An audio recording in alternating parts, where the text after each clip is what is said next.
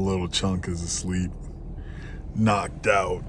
It made me think about when I was his age. Well, actually, not even when I was his age, because I don't remember. I don't remember traveling much when I was that young, but I do remember something.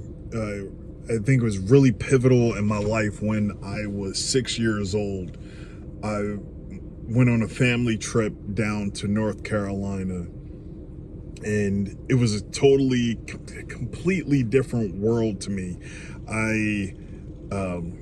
It was on where we visited was our family property down there, where it was still dirt roads in 1986, and I just loved it. I didn't understand why everything was so different. I was a 6-year-old allowed to just go outside and not have to worry about anything. I would go across the road to this cousin's house, a little bit further down to that cousin's house. Only rule was once you get to the pavement, that's way too far. That's out of bounds. And I think that whole space and area was maybe about a mile, or at least it seemed like it to me, being a 6-year-old. We were all over the place. I shot a rattlesnake.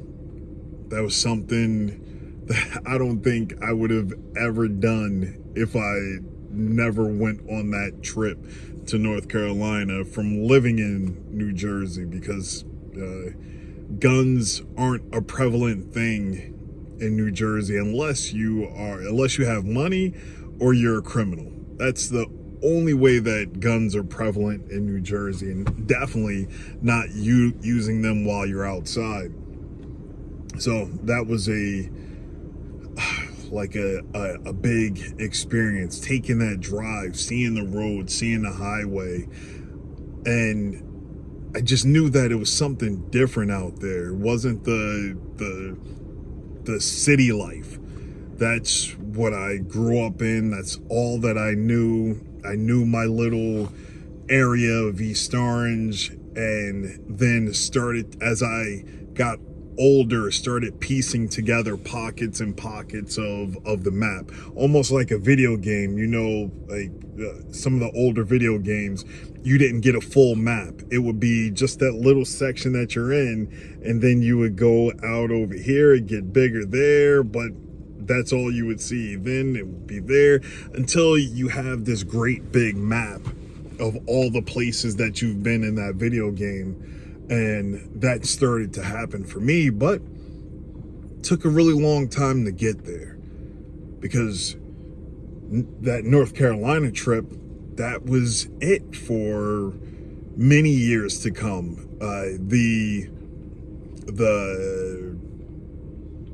furthest we would go is to Lancaster, Pennsylvania, to Amish country.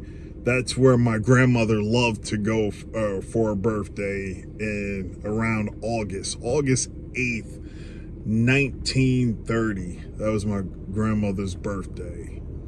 And every year in August, the entire family would pile into multiple vehicles, and we would go out to Amish country in Lancaster, Pennsylvania. So that opened up a little bit more of the map. Now, that trip down to North Carolina, that was all on I-95, so it wasn't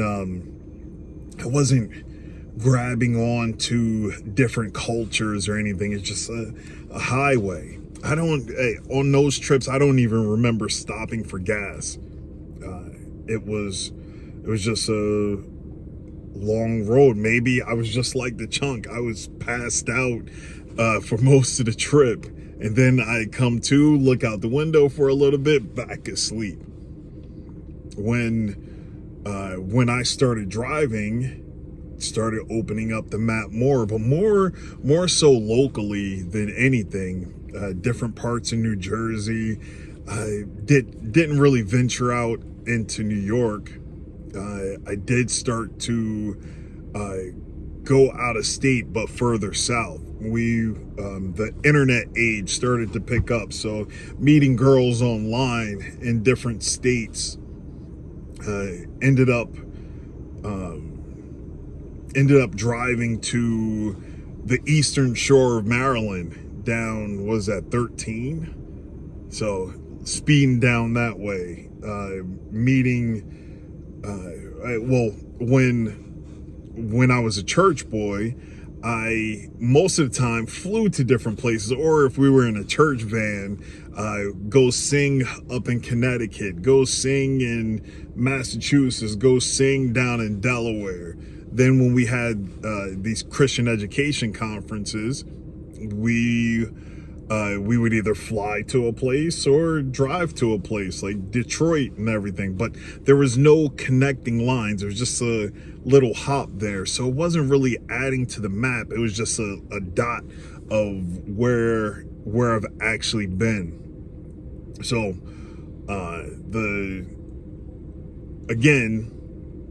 just those little places that I would end up driving to, still not really expanding the map. It's just really local. It wasn't until I started truck driving, and you know what? No, gotta rewind it back some. When I started fighting professionally, that's when the map really started expanding. Like fighting down in different parts of Pennsylvania, further out in Pennsylvania, driving to Ohio, driving and fighting in West Virginia, driving and fighting in where is that? Maine, driving and fighting in, where was CES? CES MMA was in Rhode Island. Like, never been to Rhode Island before. Never been to Maine before. Never been to West Virginia. Never been to Ohio. So I was piecing together more and more little bits and pieces of the map. So around the same time of my fight career, I started my trucking career, and boy, oh boy, did that open up the map. Going out north to Wisconsin, in the middle of Kansas, down to western Texas, all the way at the end of Key West, down in Florida, and everywhere in between. Denver, Colorado, I believe, was the furthest west that I drove in my truck driving career. And all of these, I started to get more connected to the country. I was meeting a whole bunch of people from all different walks of life. But even though I was meeting different people in all walks of life throughout my fight career or working career, it still didn't, it was still people that were local to the urban areas, meaning the big city centers, New Jersey, people that worked out in New York, that would commute. They all had somewhat of a similar mindset, more of a sheltered mindset. People that didn't really get outdoors or anything like that. People that would rarely get on a road and go do a road trip. So that experience of truck driving and seeing how people live differently, how people lived in rural areas, how people made it without, that started to become very attractive to me.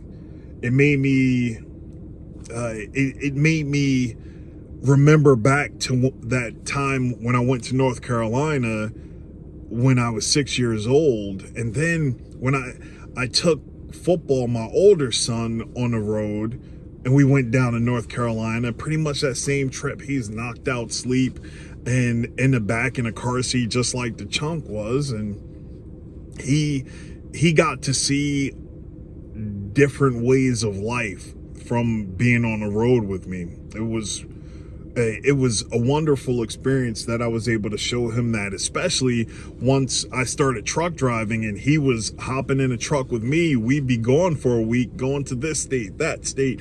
He's getting to see all the mountains, getting to see different types of trees, getting to meet different people. That was an experience that I hope that he cherished. Now with the chunk, I've been more places with him. Like, he's about to turn 3 and he's already been to, born in Oklahoma. He's been to Arkansas. He's been to Texas. He has been to Kansas. He has been to, through Colorado. He's been through Wyoming. He's been to Montana. He's checking off checking off all the stops. Like, when my wife started riding with me, it was a big thing for her that whatever new state we stopped in, she got a refrigerator magnet from that state. And then just collecting them all.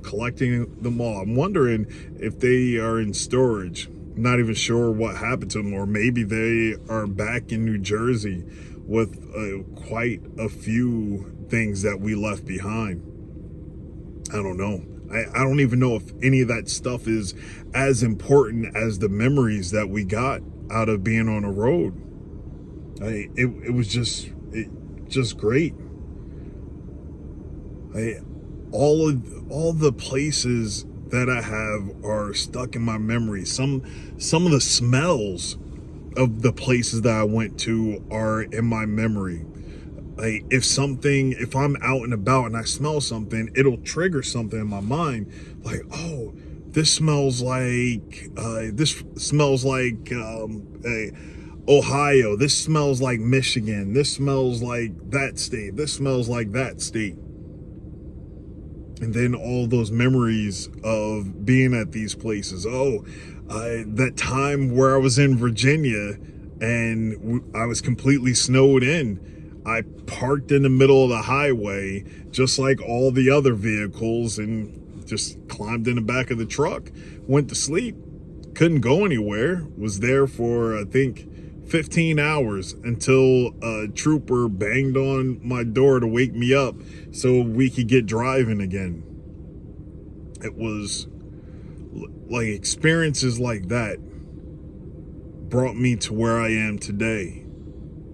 Everything in between made me appreciate and desire to live how I live. I live on a dirt road where there's not even any electric that leads up to my property. Completely off grid. So happy.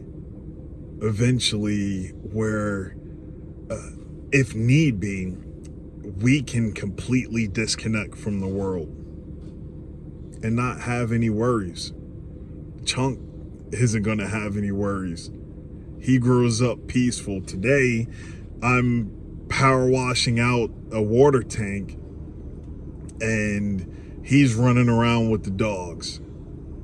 The dogs are, I believe, taller than him, and they listen to him. They lay down when he tells them to lay down, then they go and try and nose to him. That's the life that I wanted to live. I'm hoping that he appreciates that.